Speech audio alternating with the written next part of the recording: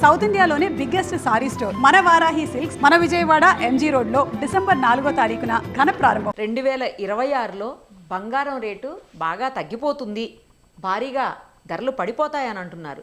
అది నిజమా, లేకపోతే ఇలాగే కంటిన్యూ అవుతుందా, లేదంటే ఇంకా పెరుగుతుందా?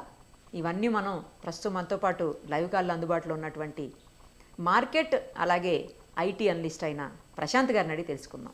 నమస్తే అండి ప్రశాంత్ గారు. నమస్తే అండి నిర్మల గారు. ఏంటండి పరిస్థితి? వచ్చే సంవత్సరం బంగారం తగ్గిపోతుంది భారీగా అని చెప్తున్నారు. ఏంటో అసలు ఈరోజు అయితే నేను వాట్సాప్లో ఒక న్యూస్ వచ్చింది, నాకు 60-70 వేలకు పడిపోతుంది అని చెప్పేసి. అసలు అది పాసిబుల్ కాదని నాకు కూడా తెలుసు, అందరికీ తెలుసు. బట్ ఎందుకో ఆ న్యూస్ స్ప్రెడ్ అవుతుంది. మరి నిజంగా తగ్గుతుందా లేకపోతే పెరుగుతుందా, అలాగే కంటిన్యూ అవుతుందా? ఇదంతా స్పెక్యులేషన్ అండి. మనం స్పెక్యులేషన్ అనేది రకరకాలుగా మీకు తెలియదు ఏముంది, డిజిటల్ మీడియా స్పేస్లో థంబ్నెయిల్స్ కోసం చాలా కంటెంట్ జనరేట్ చేస్తూ ఉంటారు. సో బంగారం అనేది హైలీ స్పెక్యులేటివ్ కమాడిటీ అయిపోయింది ఇప్పుడు. ఎందుకంటే ఒక 2 సంవత్సరాల్లో ఎంతో ఎత్తుకి అంటే చాలా ఫాస్ట్గా రేటు పెరిగింది కాబట్టి ప్రతి ఒక్కరు కూడా మార్కెట్ని అంచనా వేయగలిగిన వాళ్ళు, వేయలేని వాళ్ళు ప్రతి ఒక్కరు కూడా దీంట్లో తమ అభిప్రాయం చెప్తున్నారు. కాబట్టి మీరు అంత స్థిరంగా ఉంటుంది, పెద్ద మార్పు ఉండదంటే పెద్ద న్యూస్ ఐటమ్ కాదు కదండి. 60,000 70,000 అనగానే పెద్ద న్యూస్ ఐటమ్ అవుతుంది. కానీ మనం కూడా ప్రతిసారి దీన్ని ఒక సిస్టమేటిక్గా మనం ప్రతి అంశాన్ని కూడా చూస్తూ ఎందుకు పెరుగుతుంది, పెరిగిన రీజన్స్ ఏంటి, ఒకవేళ అంతగా పడిపోవాలంటే పడిపోయే కారణాలు ఏంటి అని మనం ఎప్పుడు విశ్లేషించుకున్నాము. నా వరకు అయితే నేను వెరీ క్లియర్గా చెప్పాను, అంతగా పడిపోయేంత కారణాలు ఏం కనపడట్లేదు. ఎందుకంటే బంగారం ధర ఖచ్చితంగా పడాలంటే డాలర్ ఈ రోజుకున్న వాల్యూకి డబల్ అయిపోవాలి. అంటే డాలర్ ఎప్పుడు బలంగా ఉందనుకోండి, ప్రపంచంలో ప్రతి పెట్టుబడిదారులు అందరూ కూడా అంటే రీటైల్ కానీ లేదా దేశాలు కానీ డాలర్లని ఎక్కువగా హోల్డ్ చేసుకోవడానికి ట్రై చేస్తాయి. డాలర్ కొత్తగా బలం పడే సంకేతాలు నాకేం కనపడట్లేదు. పైపచ్చు ఇంకా ఈ డాలర్ కూడా ఇంకా పడిపోతుంది. ఎందుకంటే యుఎస్ ఫెడ్ డిసెంబర్ మిడ్లో రేట్స్ తగ్గిస్తాయి అని ఒక అంచనా ఉంది, అంటే ఫెడ్ రేట్స్.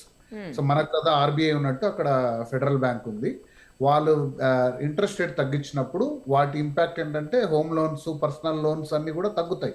తగ్గినప్పుడు మోర్ డాలర్స్ వస్తాయి మార్కెట్లోకి. అంటే డాలర్ కొంచెం దాని పొజిషన్ డౌన్ అవుతుంది. ఎక్కువ మనీ ఉందనుకోండి, ఇన్ఫ్లేషన్ పెరుగుతుంది. అలాంటప్పుడు డాలర్ వైపు కాకుండా జనాలు బంగారము, తర్వాత వెండి, ఇటువంటి వాటి మీద ఇన్వెస్ట్మెంట్స్ చేసుకుంటారు. సో ఇది ఫస్ట్ రీజన్ డెఫినెట్గా.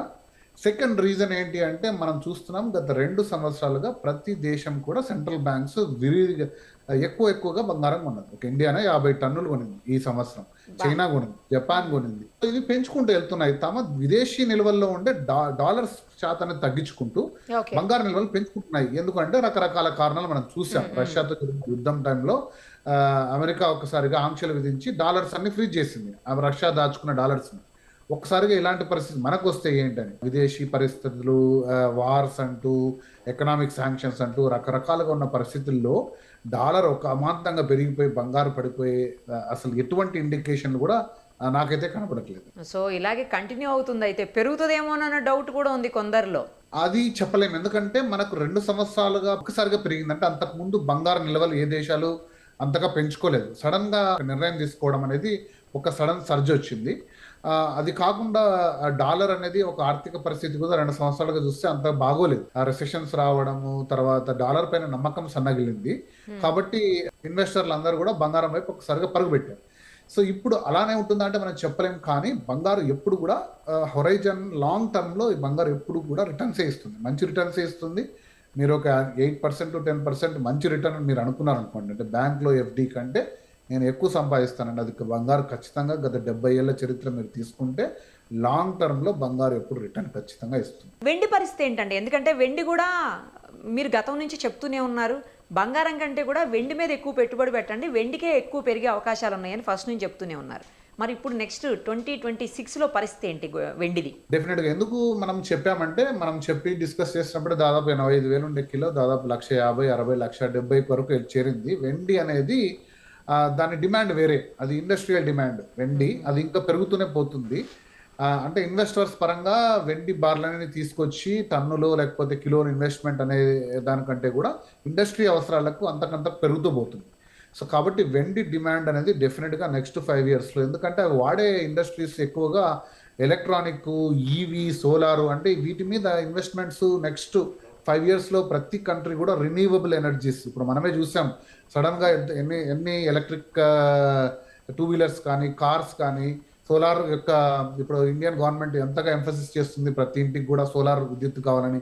సో ఇటువంటివి పెరుగుతూ మ్యానుఫ్యాక్చరింగ్ ప్రతి అంటే 200 దేశాలు ఒకసారిగా తమ యొక్క ఈ ఈవీ కానీ ఎలక్ట్రానిక్స్ కానీ ఆటోమొబైల్స్లో కానీ పెంచుకుంటూ పోతే అంతకంత వెండి అవసరం అవుతుంది. కాబట్టి రీసైకిల్డ్ వెండిని సపరేట్గా మైన్ చేయరు, అదొక సపరేట్ వీడియో చేద్దాం మనం.